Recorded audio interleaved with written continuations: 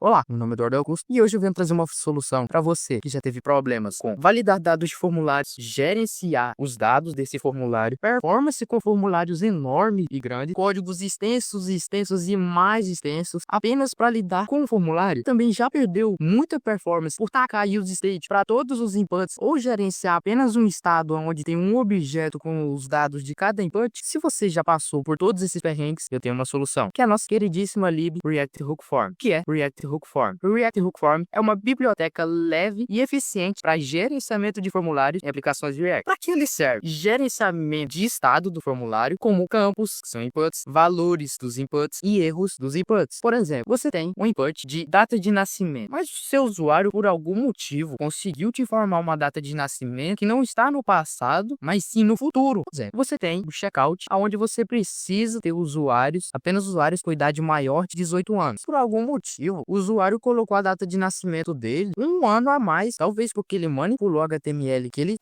tem acesso na máquina dele, ou por algum user script, e isso não vem ao caso, mas por algum motivo ele conseguiu selecionar esse dado. Mas quando ele envia para a sua API, na sua API vai estar como menos 1 ano de idade. Por quê? Porque ele selecionou uma data no futuro. Então, para isso, a gente precisa validar os nossos dados e retornar um erro para o usuário. Por exemplo, olha, essa data aí é inválida. Você não pode ter nascido no ano que vem. E com isso, já cria uma ponte aqui para o nosso segundo tópico de para que serve o React Form. Validação. Ele possui uma validação nativa com atributos HTML, ou você pode estar integrando com alguma biblioteca de validação, como o Zod e o YAML. Você também tem controle de inputs personalizados, ou seja, você pode controlar a sua entrada de dados dos seus inputs enquanto eles estão sendo atualizados, enquanto os dados desses inputs estão sendo atualizados. A gente tem performance otimizada. Por quê? Porque o nosso React Form utiliza use has e não use states, como a maioria utiliza. Isso evita a renderização desnecessária. E a gente consegue fazer um review e reset de formulários de forma mais fácil, sem você precisar ficar acessando input por input, limpando os dados, setando por default. Por quê? Usar o nosso queridíssimo React Form. Melhor performance. Ele evita renderizações necessárias, ao contrário do use state, que renderiza toda vez que o campo muda. O React Form usa refs e atualiza o mínimo necessário, fazendo com que seus formulários sejam mais rápidos, especialmente os formulários grandes. Outro motivo para você utilizar o React Form é pouco código, ele é bem mais simples, é demais para você que quer reduzir muito o boilerplate. Basta você passar um registry para conectar os inputs, como nesse exemplo aqui. Eu tenho um input e eu registro ele como input de e-mail e assim eu já tenho acesso aos dados dele e posso validar os dados dele também, que a gente já vai estar aprendendo. Validação fácil. E como eu já disse, a gente tem a opção de validar com HTML, passando propriedades como required, milen e etc. Ou integração fácil com bibliotecas como o Zod, como eu já disse. Reset, watch e facilidade. O React Form possui funções úteis como reset para limpar todos os dados dos inputs, resetar como default, com você chamando apenas uma funçãozinha e não acessando input por input e colocando os valores default. O watch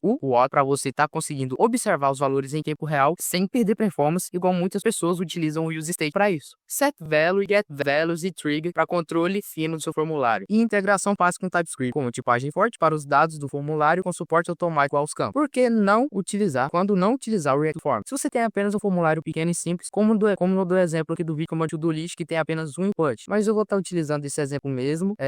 Não é uma má prática em si, mas é como você formiga com uma bazuca. Esse modo de dizer já é famoso no ramo de tecnologia. Mas eu vou estar ensinando para vocês utilizando essa aplicaçãozinha aqui. E agora que você já entendeu para que serve a biblioteca, quando utilizar os pontos bons, os ruins, já está na hora de a gente colocar a mão na massa. Então, para começar, a gente pode entrar aqui na documentação do React Form, que é react-hook-form.com/get/start. E com isso a gente chega aqui. A gente pode estar copiando esse comando aqui para estar instalando a nossa biblioteca. Eu utilizei o PNPM para ter um gerenciamento de cache melhor das minhas bibliotecas, mas você pode estar utilizando o npm e o yarn normalmente. Então aqui na nossa aplicação eu tenho o meu componente todos, que ele simplesmente utiliza o React Query, e a gente construiu essa aplicação com o React Query na última aula, mas eu fiz algumas alterações, como por exemplo aqui na simulação da API, utilizando um identificador em vez de utilizar um índice dos itens nos arrays, e sim está criando um UUID único e randomizado, utilizando a biblioteca padrão a biblioteca nativa do Node, que é a Crypto. E aqui a gente consegue perceber que temos uma mutate para deletar nossos to-dos. Opa, aqui, ó. A gente consegue ver que a gente tem uma mutate para deletar o nosso to-dos. E aqui, ó, deleta o nosso to-dos, ó. E temos aqui uma query para buscar os dados do nosso to-do. Eu tive que adaptar isso aqui para ter os IDs únicos, em vez de utilizar um índice do array, porque o React Query tem um problema. Se você tem um array com 2 itens, deixa o like e inscreva. E no outro a gente tem deixa o like, inscreva e comente. O React Query vai comparar os dois e vai falar que os dois são iguais. Por quê? Porque o array 2 possui as propriedades do array 1, mas com uma a mais. Então com isso ele não atualiza, não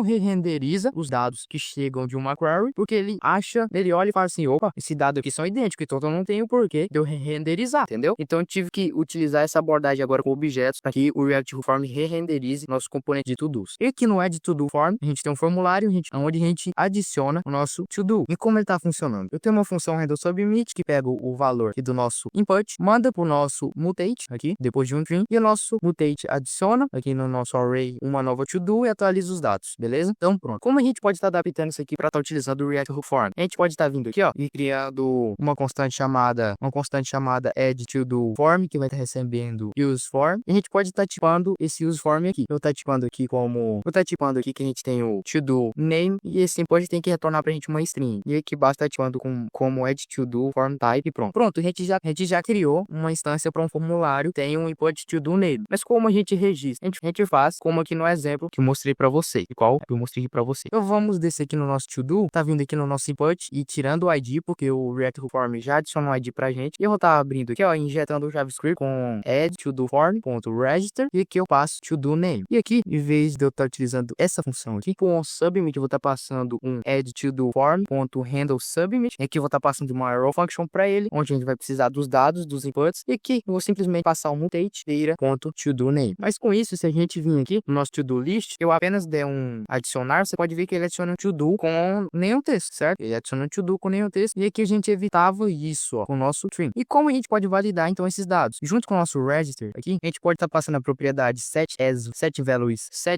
as, e a gente que chama uma arrow function, que a gente vai estar recebendo um valor, e aqui a gente valida como value.trim, tranquilo? Então aqui a gente já fez o trim do nosso valor, e eu vou estar passando aqui como required de true, vou estar passando o min length 5 caracteres. Então agora, se eu vier aqui e tentar adicionar, ele não vai estar adicionando aqui pra gente. E outra coisa que a gente pode estar pegando aqui, ó, logo abaixo dessa div, eu vou estar criando uma section, e aqui eu vou estar pegando add to do form.form_state.errors.to_do_name.message, e eu vou estar colocando dentro de um parágrafo. Pra gente estar conseguindo passar uma mensagem, a gente precisa passar aqui, a gente precisa passar um objeto, nosso min length, e eu vou estar passando aqui de 5, e um message, que como por exemplo, o nome do to-do deve ter no mínimo 5 caracteres. É a mesma coisa, vale aqui pro required. Ou a gente pode passar o valor já, ou a gente pode passar o value, que no nosso caso é true, e o message, o nome do to-do é obrigatório. Então aqui, quando a gente tentar adicionar, já vai aparecer aqui, ó, o nome do to-do deve ter no mínimo 5 caracteres. E quando eu coloco aqui, o nome do campo é obrigatório. Então ele já atualiza em tempo real. A gente consegue ver que ele já atualiza em tempo real. E essa validação a gente pode estar fazendo com senha. E aqui se eu colocar, ó, vamos testar, deixa o like, vou dar enter, e ele adicionou aqui, mas ele não limpou o nosso campo. Então o que eu faço? Basta eu vir aqui depois do mutate e dar add to do form.reset. Neste caso seria fácil a gente estar resetando, porque a gente gastaria também uma linha de código. Mas no caso de um formulário muito extenso e imenso, seria muito difícil, ia ser muitas linhas de código para a gente estar passando um valor default para os inputs. E aqui com uma linha ele já faz tudo isso nos inputs registrados. Então colocar aqui inscreva-se, ele já reseta e adiciona aqui pra gente. Beleza, agora vamos estar integrando com o Zod. Então para isso a gente vai precisar instalar duas bibliotecas, que no caso é o Zod e a lib@hookform/resolver. Ele já adicionou aqui para mim, e como eu vou estar criando essa validação agora com o Zod, eu vou estar fazendo o seguinte, tá criando uma constante add to do form schema, que vai estar recebendo o z, que a gente vai estar importando lá do Zod. Então eu vou estar importando aqui the from Zod, já que ele não importou sozinho, e eu vou estar tipando que isso aqui é um objeto que vai ter o to do name aqui dentro, que vai ser uma string, vai ser que tem que ter no mínimo 5 caracteres, e aqui eu dou uma vírgula e passo o nome do